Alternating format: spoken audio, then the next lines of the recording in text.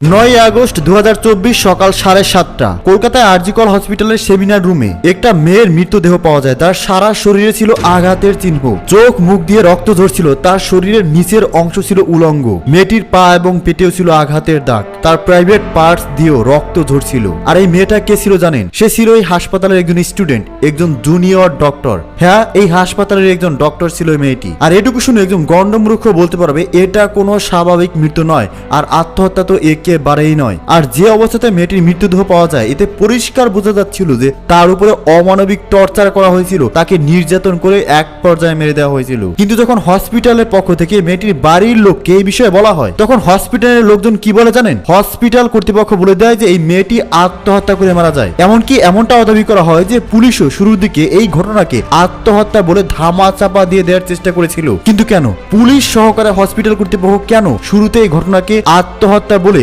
চাপিয়ে দেওয়ার চেষ্টা করেছিল? এই ঘটনার পিছনে কি হসপিটাল কর্তৃপক্ষ কোনোভাবে দায়ী রয়েছে, নাকি কোনো রাজনৈতিক লিডার নির্দেশ দিয়ে এই মেয়েটিকে হত্যা করেছিল? অবশেষে কিন্তু এর আসল রহস্য উদ্ঘাটন হয়েছে। কে এই মেয়েটিকে হত্যা করেছিল, কতজন মানুষ মিলে রেপ করা হয়েছিল, এর সমস্ত কারণ এই ভিডিওতে প্রমাণ সহ জানাবো। সবকিছু জানতে ভিডিওটি মনোযোগ সহকারে শেষ পর্যন্ত দেখতে থাকুন, এক সেকেন্ডও মিস করবেন না। আর চ্যানেলে প্রথম হলে চ্যানেলটিকে সাবস্ক্রাইব করে বেল আইকনটিকে অন করে রাখুন। চলুন শুরু করা যাক।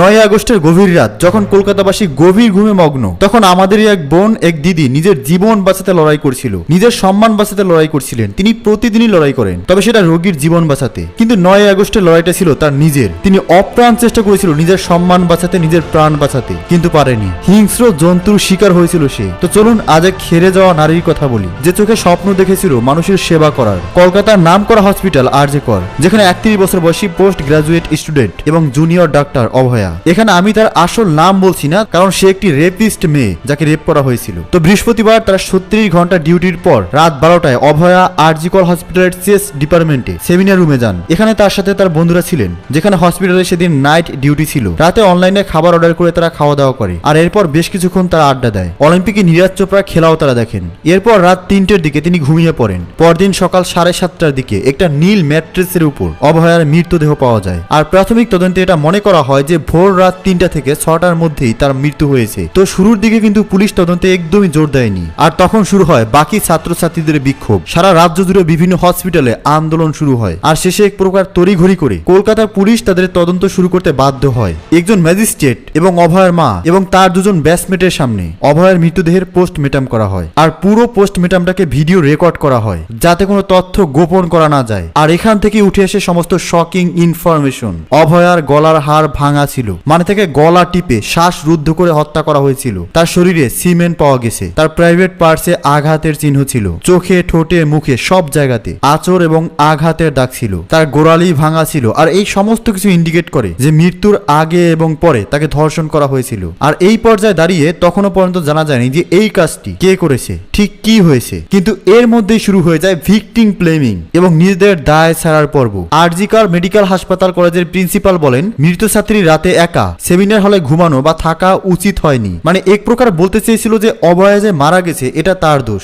সে গিয়েছিল বলেই তাকে ধর্ষণ করা হয়েছে, তাকে মারা হয়েছে। এখানে খুনিদের কোনো দোষ নেই। আর আপনাদের বলে দেই, ঠিক এই কারণেই দেশ জুড়ে ঘটে যাওয়া হাজার হাজার ধর্ষণ এবং হত্যাকাণ্ডের কোনো রিপোর্ট হয় না, কারণ ভিকটিমরা ভয় পায় যে শেষে হয়তো তাকেই দোষ দেওয়া হবে আর বলা হবে এটা তো তোর জন্যই হয়েছে। আর এই সন্দীপ ঘোষ মানে এই কলেজের প্রিন্সিপালকে এর আগেও দুবার দুর্নীতির জন্য আরজি কর হসপিটাল থেকে অন্য হসপিটালে ট্রান্সফার করা হয়েছিল। এমনকি গত বছর র্যাগিং এর ঘটনার সাথেও ইনার যুক্ত থাকার প্রমাণ উঠেছিল। হাসপাতালের ফান্ডে গরমিল, ক্যান্সারের গুরুত্বপূর্ণ ওষুধের রিসার্চ আটকে রাখা, এরকম আরো বহু ঘটনা রয়েছে। তবে তার বিরুদ্ধে যখনই কোনো স্টুডেন্ট কথা বলে তিনি তাকে পরীক্ষায় ফেল করিয়ে দেন বা সিনিয়রদেরকে দিয়ে সেই স্টুডেন্টদের উপরে চাপ সৃষ্টি করেন। না, এটা আমি নিজের মন গড়া কথা বলছি না। এই সমস্ত কিছু ভারতীয় গণমাধ্যমে পাবলিশ হয়েছে এবং সেই লিঙ্ক আপনি ডেসক্রিপশন বক্সে পেয়ে যাবেন। তো এবার শুরু হয় তদন্তের নেক্সট স্টেপ। প্রশ্ন উঠে যে অভয়া সেদিন কেন ওই সেমিনার রুমে গিয়েছিল। আর তদন্তে বেরিয়ে আসে শুধুমাত্র সেদিন নয়, নাইট ডিউটিতে থাকা বেশিরভাগ জুনিয়র ডাক্তাররাই ওই রুমে যেতেন বিশ্রাম নিতে। কারণ যে ডাক্তাররা দিন রাত রোগীদের সেবায় ব্যস্ত থাকে তাদের বিশ্রামের জন্য, রেস্টের জন্য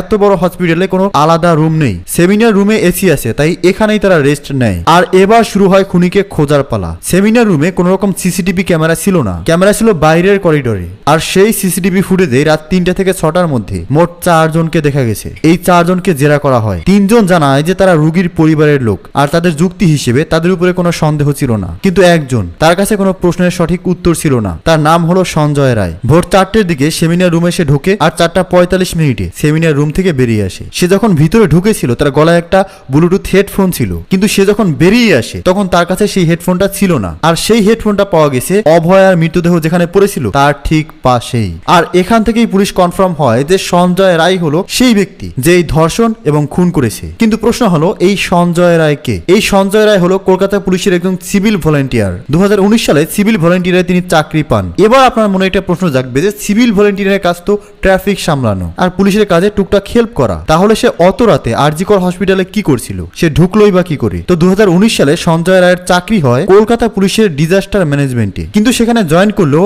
একদিনও তিনি সেখানে ডিউটি করেননি। উল্টো নেতা মন্ত্রী বলুন বা পুলিশের উপরের মহলের ক্ষমতায় সে ট্রান্সফার নেয় ওয়েলফেয়ার ডিপার্টমেন্টে। আর এখান থেকে আরজিকর হসপিটালে মাঝে মাঝে তার আসা যাওয়া ছিল, বিভিন্ন রোগীকে সে অ্যাডমিট করাতো। আর এই কারণেই হাসপাতালের খুঁটিনাটি সমস্ত কিছুই তার জানা ছিল, কোথায় কি আছে, কোন রুমে কে কখন থাকে সে সব জানতো। আর রাতের বেলা বলুন বা দিনের বেলায় সে নিজের প্রভাব খাটিয়ে যখন তখন সেখানে আসা যাওয়া করতো। আর এই সঞ্জয় রায় সিভিল ভলেন্টিয়ার হলেও এর হাবভাব ছিল কলকাতা পুলিশের কোনো বড় অফিসারের মতো। এলাকার লোকজনকে চাকরি পাইয়ে দেওয়ার নামে টাকা নেওয়া, মহিলা পুলিশদের সাথে অশালীন আচরণ করা, এছাড়াও সিভিল ভলেন্টিয়ার হয়েও কলকাতা পুলিশের 4th ব্যাটালিয়ন ব্যারাকে থাকা, 5টা বিয়ে করা, মোবাইলে অশ্লীল ভিডিও, এমন অনেক অভিযোগ তার বিরুদ্ধে সামনে এসেছে। তবে কলকাতা পুলিশ বলছে যে এই লোকটা অলরেডি তার দোষ স্বীকার করে নিয়েছে আর হাইকোর্ট তাকে 14 দিনের পুলিশ কাস্টাডি দিয়েছে। এবার এই পর্যন্ত শুনলে মনে হবে বাহ, দোষিত ধরা পড়েই গেল, তাহলে আবার কি, এবার তাকে দ্রুত শাস্তি দিলেই হয়। কিন্তু যখনই আপনি ঘটনাগুলো ডিটেলসে যাবেন তখন আপনার মনে প্রশ্ন জাগবে। মাত্র 45 মিনিট, এই 45 মিনিটের মধ্যে সেমিনার রুমে যাওয়া, সেখানে গিয়ে ধর্ষণ করা, তাকে গলা টিপে হত্যা করা, আবার অতি দ্রুত সেখান থেকে বেরিয়ে আসা। এবার নিউজ মিডিয়ায় সঞ্জয় রায়ের যে চেহারা দেখা গেছে তাতে একটা প্রশ্ন আসে যে সঞ্জয় রায়ের একার পক্ষে কি এটা আদৌ করা সম্ভব? উল্টোই ঘটনার সময় সঞ্জয় নেশায় ছিল।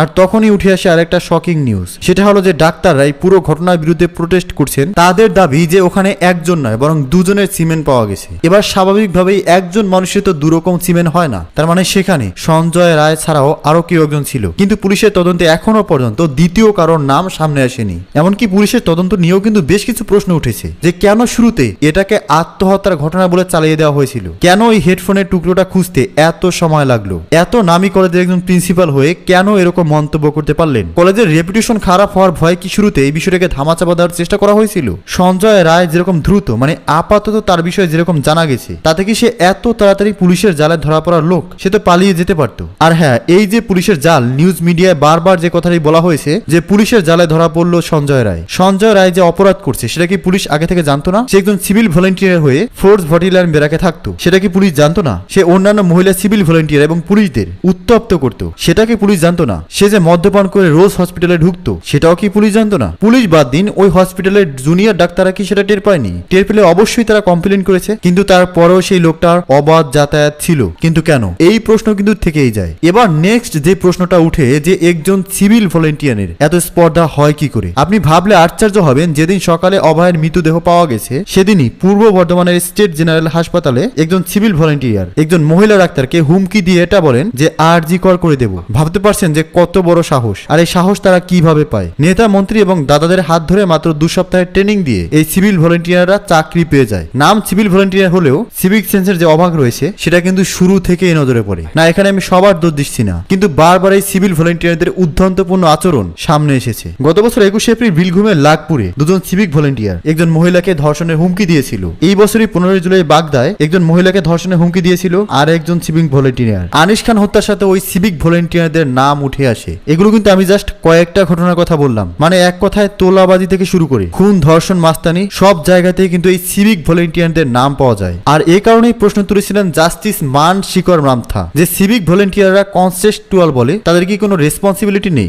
অভয়ের মৃত্যু আমাদের হেলথ কেয়ার সিস্টেমের উপর একটা বড় প্রশ্ন তুলে দেয় যে ডাক্তাররা দিনরাত পরিশ্রম করে আমাদের সেবা দিচ্ছে, তাদের বিষয়ে সরকার কতটা উদাসীন। আজ সরকার বলছে যে তারা রেস্ট রুম বানিয়ে দেবে, কিন্তু যদি এই ঘটনা না ঘটতো তাহলে কি হতো? কেন আমরা সবসময় দুর্ঘটনা হওয়ার জন্য অপেক্ষা করি? কেন আমরা আগে থেকেই কোনো প্রস্তুতি নেই না? হাসপাতালের সিকিউরিটি কেন এত দুর্বল? কেউ ভেতরে আসছে যাচ্ছে, কখনো ধর্ষণ করে যাচ্ছে, খুন করে চলে যাচ্ছে, কেউ জানতে পারছে না। এত উদাসীন মনোভাব কেন? এবার রাজ্যের মুখ্যমন্ত্রী থেকে শুরু করে বিরোধী দলের নেতারা প্রায় সবাই বলেছেন যে দরকার হয় সিবিআই তদন্ত করা হবে। পুলিশও বলেছে যে যদি তাদের কাজে অভয়া পরিবার সন্তুষ্ট না হয় তাহলে তারা সিবিআই তদন্তের জন্য যেতে পারে। তবে মেয়েটার যে পরিবার আছে তারা বলেছেন যে পুলিশের উপরে তাদের আপাতত ভরসা আছে, আর পুলিশও জানিয়েছে যে তারা যত সম্ভব ট্রান্সপারেন্সি রাখার চেষ্টা করবে। আমার একটি মাত্র মেয়ে, অনেক কষ্ট করে তাকে ডাক্তার করেছিলাম, লোকের সেবা করতে এসে সে নিজেই খুন হয়েছে। অভয়ের মায়ের এই কথাটা যে কতটা কষ্টের, কতটা ব্যথার এই খুনিরা কোনোদিন বুঝবে না। তাই আমাদের উচিত এই খুনিদের এমন শাস্তি দেওয়া যাতে কোনোদিন তারা এই ধরনের কাজের চিন্তা মাথায় আনতে ভয় পায়। আর পুলিশের এমন উদাসীন মনোভাব, ধামা চাপা দেওয়ার মনোভাব, এটা বন্ধ করার দাবি করতে হবে। নইলে ভাবুন আজ এমন কত ঘটনা রয়েছে যেগুলোকে তারা আত্মহত্যা বলে চাপিয়ে নেয়, যেগুলোর খোঁজও আমরা পাই না। পুলিশের উপর মানুষের আস্থা রাখা দরকার, কিন্তু পুলিশেরও দরকার দুর্নীতি থেকে বেরিয়ে এসে সঠিক বিচার ব্যবস্থা ফিরিয়ে আনা। এছাড়াও আপনার কি মনে হয় এই ঘটনা শুনে অভয়ের মৃত্যুর সাথে কি শুধুমাত্র সঞ্জয় রায় জড়িত, নাকি এই পুরো ঘটনার সাথে পুলিশ ডিপার্টমেন্টের কোনো লোকজন জড়িত এবং পুলিশ এই ঘটনা চাপা দেওয়ার পিছনে অন্য কোনো রাঘব বোয়ালদের হাত থাকতে পারে? এই ঘটনার আরো বিস্তারিত ডিটেলসে জানতে আমাদের পরবর্তী আপডেটগুলো সবার আগে দেখতে হবে এবং সেজন্য চ্যানেলটিকে সাবস্ক্রাইব করে বেল আইকনটিকে অন করে রাখুন। কমেন্টসে আপনার মতামত লিখে জানান। ধন্যবাদ।